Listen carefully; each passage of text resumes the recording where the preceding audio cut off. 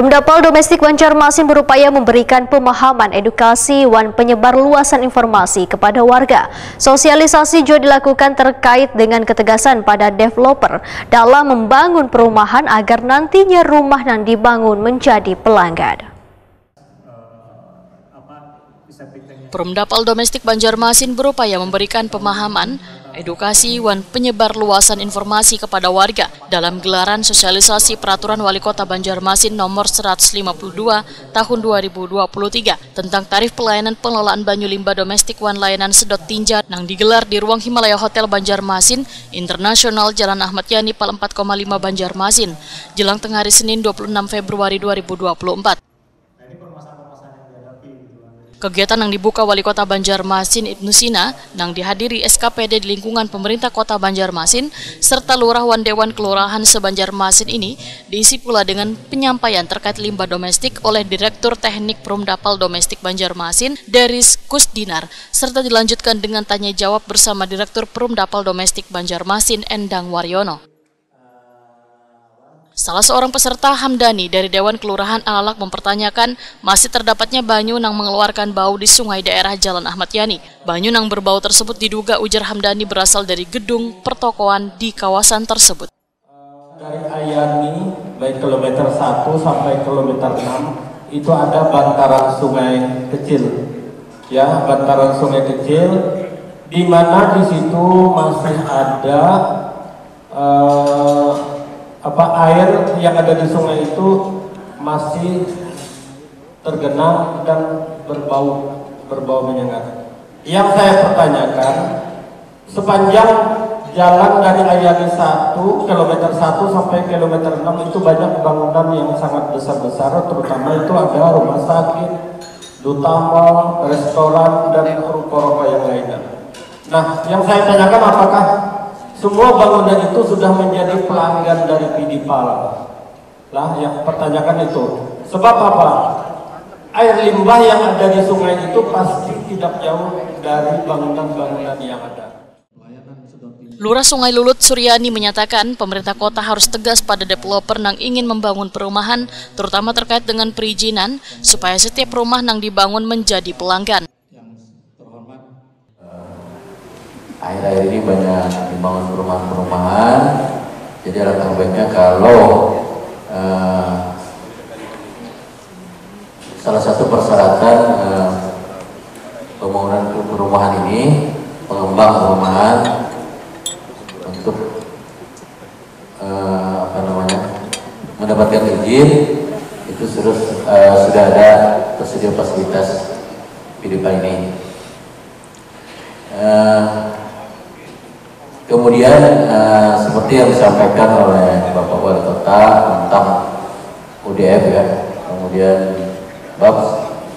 tidak adanya jamban terbuka yang tidak memenuhi syarat di wilayah kita ini.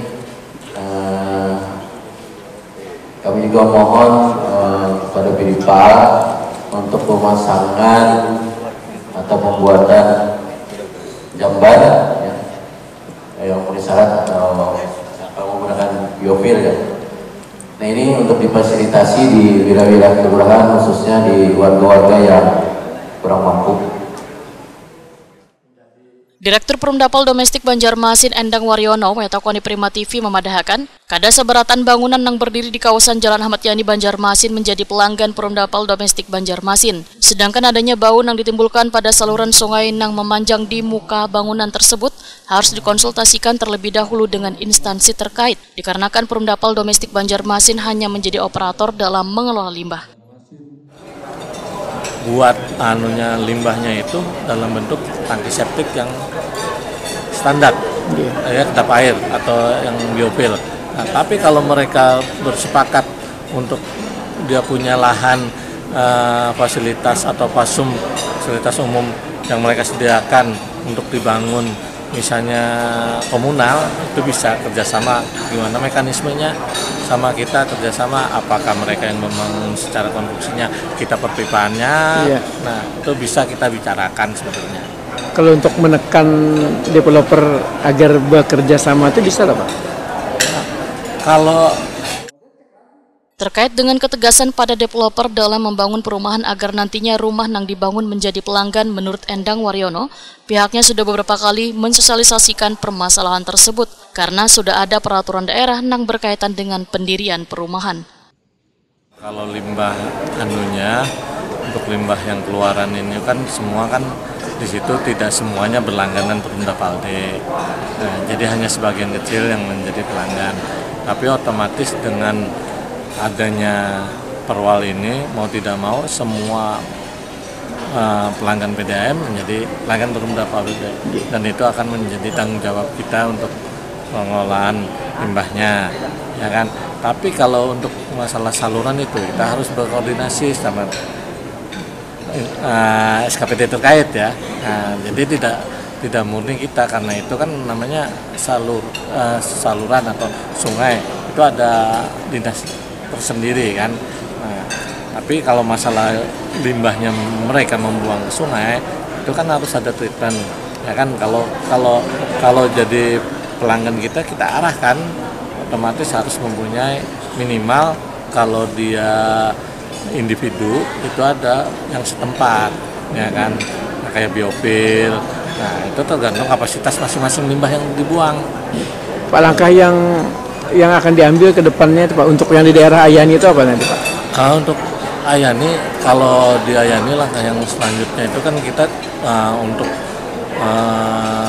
secara jaringan tidak memungkinkan saat ini, karena secara konstruksi juga cukup berat misalnya, karena akan merubah struktur jalan yang ada di Ayani.